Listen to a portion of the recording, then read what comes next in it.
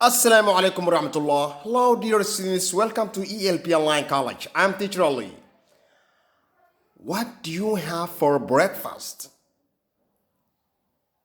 Where do you have breakfast?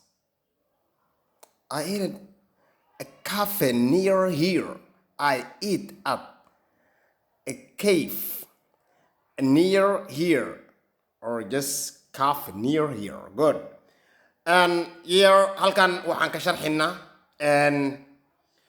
sida how the food is. Noocyada cuntada that you always eat. And halkan su-aasha sidee baan ku weydiinayaa maxaad adiga cuntaa? What do you have for a breakfast? What do you have? Adiga maxaad cuntaa for a breakfast? Quraac maxaad cuntaa? Vocabulary. Waa food and drink. Waa food and drink. Halkan waxaad u malaynaysaa cunno kalaraysan inay halka ka muuqato. Look, food and drink.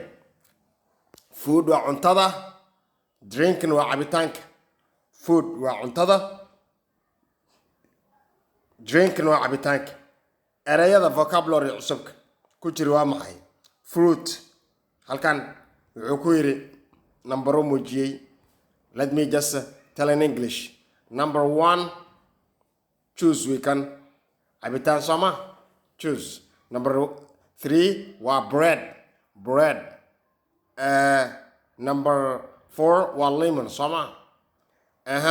Number 1, babayga. Just in English. In English. Okay. Number 4, babayga in English. Waxaan doonayaa inaad soo qortaad all. Just you write it. You write it. Just erey kasta in lagu sheego English. Adigina fikirtaa lagaa doonayaa. Hadda number 4 muxuu noqonayaa? Just you see it. In haddana English lagugu sheego, it doesn't possible. Just waxa weeye wax walba ha sugin in English lagugu sheego. Just ask it. Wax asigaa qoraya meel badan buu ka qorayaa. Just in the book. Aniga waxaan doonayaa noocyadan inaan soo tilmaamo. 1, 2, 3. 1 muxuu yahay? Babaay. English maxaa lagu yidhaha babaay? English maxaa lagu yidhahdaa? Just you have tell it. Kana English number 2. Number 2 hadda afkiya soo maray. Just you can listen it.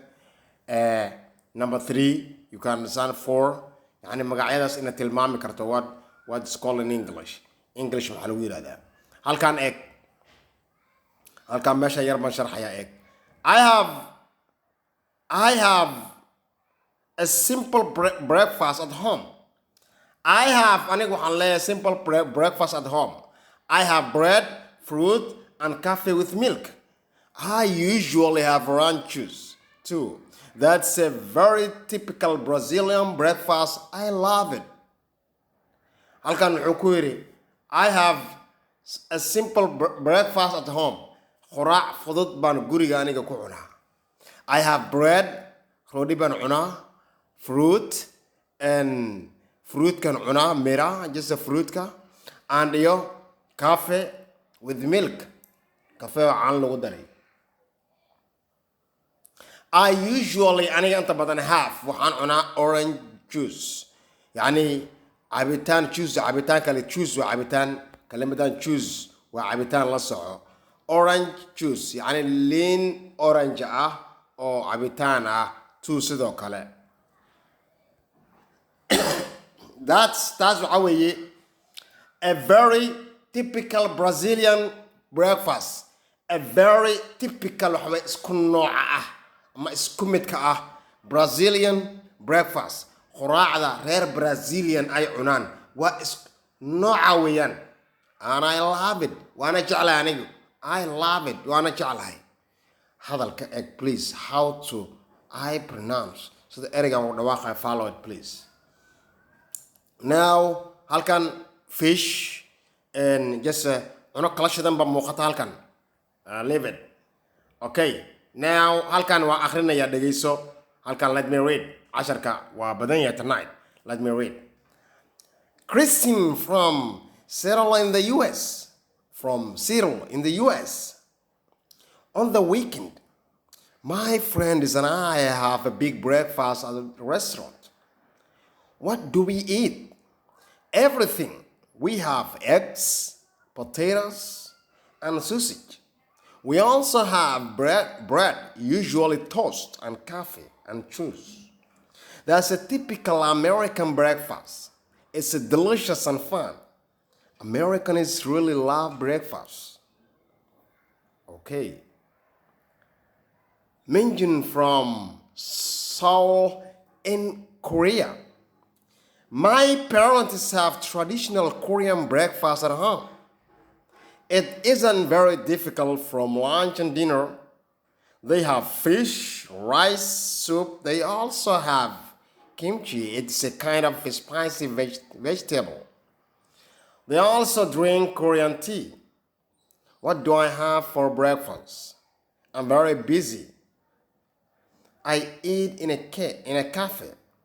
I have a cafe. I eat in a cave. Just mel magaceedu weeye. I have a cafe and croissant. Then I run to the bars. And so fasir marka. Reading baan doonaya akhrinta first. Halkan waxaan leenahay Kristen waa meel magaceeda from Seattle.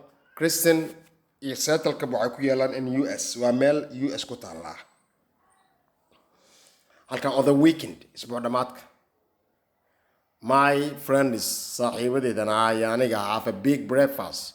Quraac weyn ban. Big breakfast marka la waa quraac ballaaran. Okay?